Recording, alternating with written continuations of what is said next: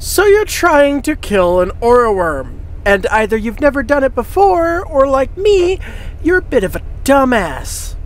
Well, I'm Katie and Keone, and I'm going to show you how to do it.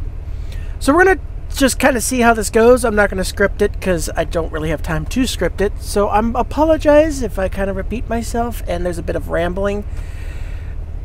I've got to be extremely conservative with my time. I've been over this many times before. Moving on. Okay, so here's how we're going to do this. So Deviri has a lot to it, including things like decrees and the types of weapons that are available from the randomization pool, all that kind of stuff. We're not going to cover any of that. If you guys want to see a video about my breakdown of Deviri, my favorite decree combinations, how I basically never lose and min-max Deviri with very little effort, then like, subscribe, put a comment, let me know. I'll look into doing a more in-depth deep dive of Deviri itself. This video will be entirely just fighting the Orowyrm, which is the giant fuck-off worm that flies in the air once you grab your Orvus. To get started is pretty simple. You'll be given 6 primary objectives when you enter Deviri, corresponding to whatever emotion that Deviri is currently undertaking. It's a pretty simple deal, self-explanatory. Follow the objectives, you know, do your missions. I can go into it more if we do the Deviri deep dive.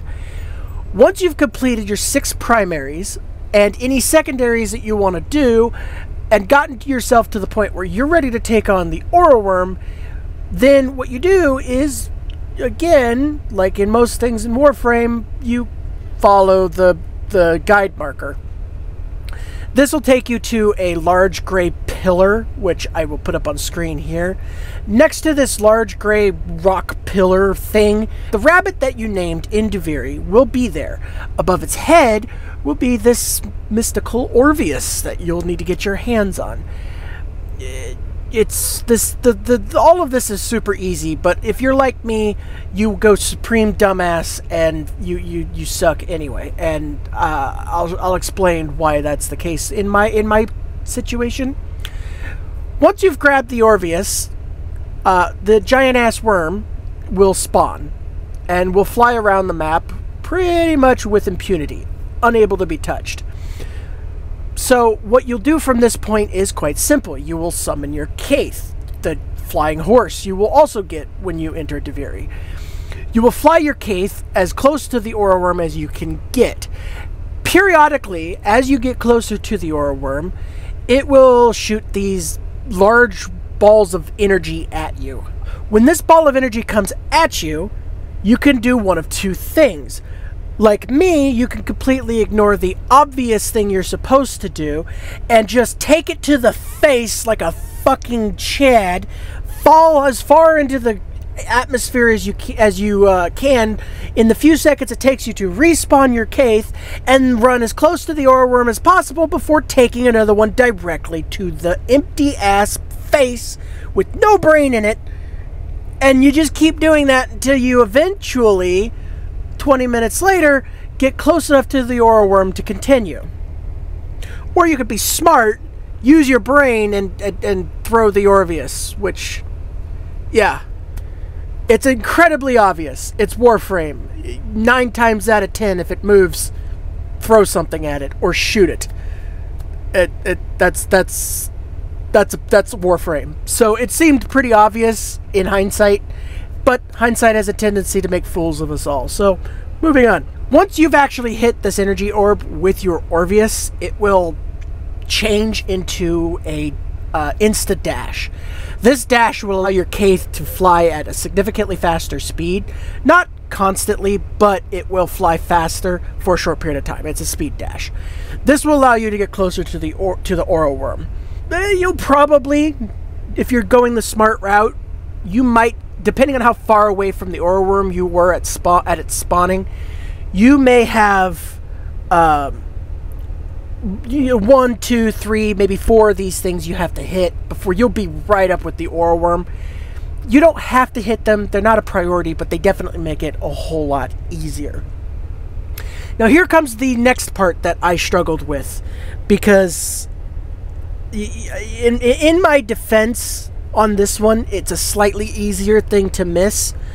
But to be perfectly honest, we're talking about, you know, the difference between missing an elephant out in the open and an elephant hiding behind a flagpole. I mean, yeah, technically, some of the elephant is covered by the flagpole, but I'm still an idiot. So once you get close enough to the Orowyrm, you will see these appendages? Question mark? In my mind, they're kind of like the legs of a centipede. That's what they remind me of. They have something to do with the biology or the mechanism of the Orowyrm, because it's a giant biomechanical construct, which, side note, holy shit, devs. This thing is like an amazing design. The Orowyrm, I don't know, maybe it's just speak to me for some reason, but I love the design of this creature. It's fascinating in nearly every way. But getting back on topic, these appendage things, these wings or whatever you want to call them that are on the side of the Orowyrm, these are what you're aiming for. And by aiming, I mean get close enough until they do this. As you can see, they will, you know, glow bright blue. Aim vaguely in their direction and chuck the Orvus. This will basically function like a grappling hook. Yes. Trust me, the video you're seeing of me doing this makes it look ridiculously easy, and it is in fact that easy.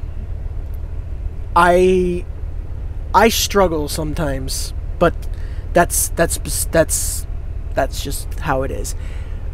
Anyway, once you've ratcheted onto the first one, if you were slightly smarter about it, you will have targeted towards the head of the Orowyrm.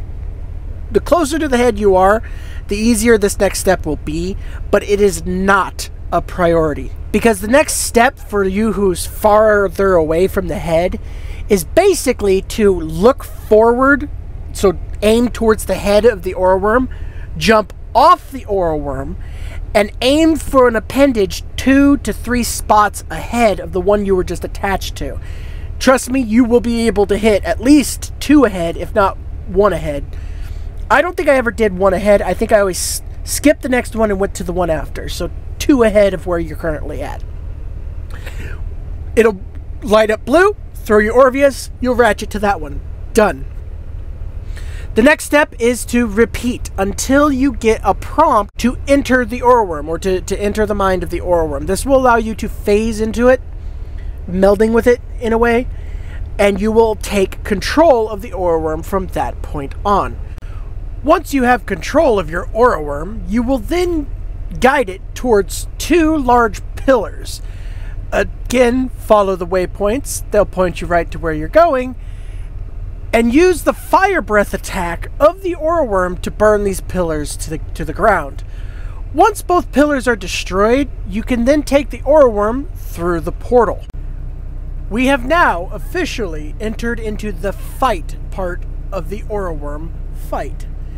From here, what will happen is you will crash into the arena, smashing it up quite a bit. The Orowyrm will do this stance during a cutscene and will kind of show off its size and its attempted intimidation factor, at which point it will then wrap itself around the outer edge of the arena. It will stay pretty much at this point. Technically out of your reach, you can melee a couple points on it, but it's really pointless to try and melee. It's out of your reach. You're going to be ranging from this point on. What you're aiming for is these 3 like orange rings that will show up on the Orowyrm. Once you've shot and destroyed all 3 of these rings, the Orowyrm will progress to the next phase, where it will summon a set number of Dax. Kill the set number of Dax, and the Orowyrm will summon yet another 3 rings. Once again, wash and repeat. Destroy the rings, then you'll enter the final phase. And the final phase is arguably super easy. even though it's supposed to be the last phase.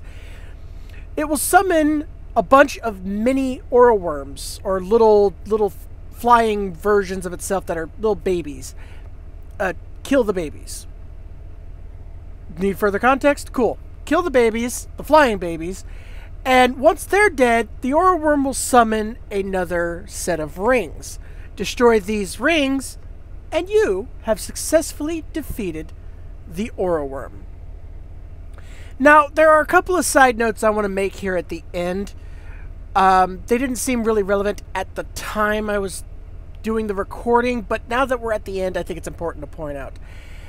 There is a Steeled Path version of the Orowyrm that is more difficult.